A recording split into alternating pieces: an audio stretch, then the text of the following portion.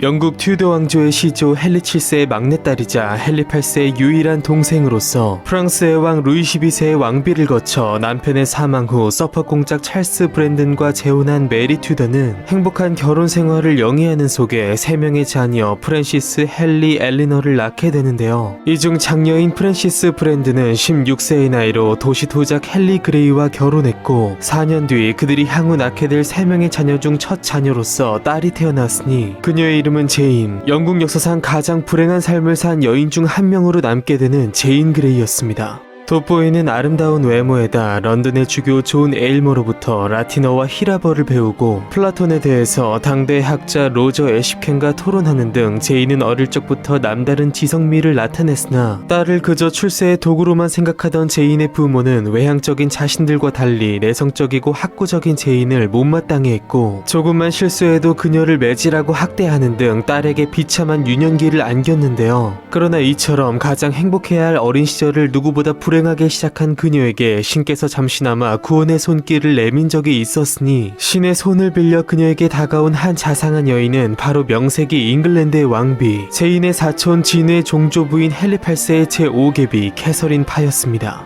자상하고 따뜻한 성격의 소유자로서 의부 자녀들인 엘리자베스 에드워드와 더불어 비교적 먼 관계인 제인에게까지 사랑을 준 캐서린은 제인을 자신의 저택에서 살게 하는 속에 엘리자베스 못지않게 그녀에게 애정을 쏟으며 그녀가 좋아하는 학문을 갈고 닦을 수 있게 따뜻한 격려를 아끼지 않았으니 이 시기는 제인의 불행한 전 인생을 통틀어 그나마 가장 행복했던 시기라고 할 수 있었습니다. 무엇보다 독실한 신교였던 캐서린파의 영향으로 제인 역시 엘리자베스 에드워드와 마찬가지로 독실한 신교도로 성장하게 됩니다. 한편 38년간 영국을 통치한 헨리 8세가 사망했고 이미 지난 2차례의 사별에 이어 또다시 과부가 된 캐서린은 귀족 토마스 시모어와 재혼하고 임신까지 하게 되는데요. 그러나 이미 노쇠한 그녀는 자신의 생애 첫 아이를 힘겹게 출산한 뒤 산용열로 사망해버렸고 캐서린의 장례식을 치르며 누구보다 슬퍼한 제인은 그녀의 안락했던 생활 역시 끝이 났음을 짐작할 수 있었습니다. 한편 헨리 8세의 장녀로서 이미 성인이었던 메리는 네 번째 양모인 캐서린파로부터 큰 영향을 받진 않았으나 다정했던 그녀에게 애정을 갖고 있었고 캐서린의 장례를 성실히 치러내는 오촌조카 제인을 보며 그녀에 대한 특별한 호감을 갖게 되었는데요. 그러나 이후 그들의 주변인들에 의해 벌어질 역사적 상황은 그들의 신뢰적 관계를 끝내 파국으로 끌고 가게 됩니다.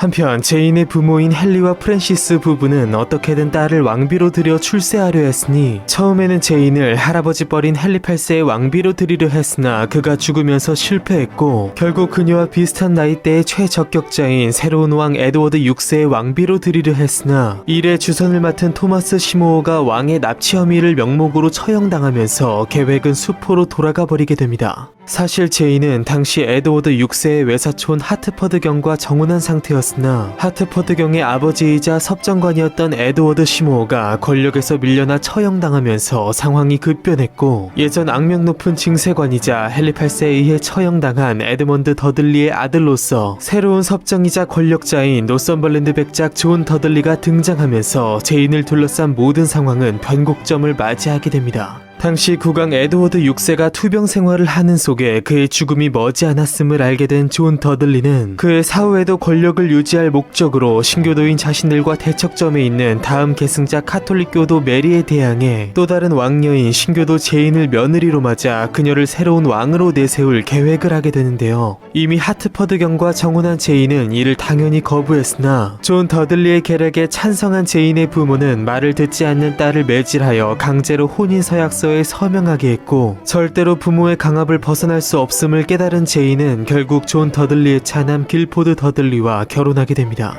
한편 존의 예상대로 에드워드 6세의 병세가 날이 갈수록 악화되면서 그는 이제 죽음 직전에 이르렀고 서둘러야 했던 존은 제인의 부모와 함께 병석에 누운 국왕을 회유하여 그로 하여금 기존의 왕위 계승법을 무시하고 구교도 메리가 아닌 신교도 제인을 차기 계승자로 지정하도록 만들었고 에드워드 6세는 곧바로 사망하게 됩니다. 그러자 더들리는 4일간 왕의 사망 소식을 비밀에 붙이는 한편 행정사법기관인 취밀원 위원들을 회유 설득 및 협박하여 그들의 지지를 이끌어냈고 제인의 즉위 시 일어날 반발을 생각해서 전국적으로 병력을 배치하는 한편 프랑스와 밀약을 맺고 그들에게 대륙 내 자국령 칼레를 내주는 것을 조건으로 자금과 군대를 지원받을 것을 약속받게 되는데요. 그렇게 만반의 준비를 마친 존 더들리는 며느리 제인을 대동하여 취밀원 위원들을 만나게 하는 속에 왕의 유언에 따라 제인이 왕위를 계승하게 되었음을 선포하게 됩니다. 그러나 엄연히 합법적 계승권자인 메리가 있는 상태에서 자신이 왕위를 계승하는 것을 도저히 받아들일 수 없던 제인은 자신의 즉위 소식을 듣자마자 경악하며 졸도하는 속에 당연 이를 완강히 거부했으나 끝내 양가의 부모의 강압으로부터 벗어날 수 없었고 어머니로부터 또다시 매질을 당하는 속에 결국 왕위에 오르게 되니 그녀가 바로 잉글랜드 역사상 최초의 여왕으로 불리는 레이디 제인 그레이였습니다.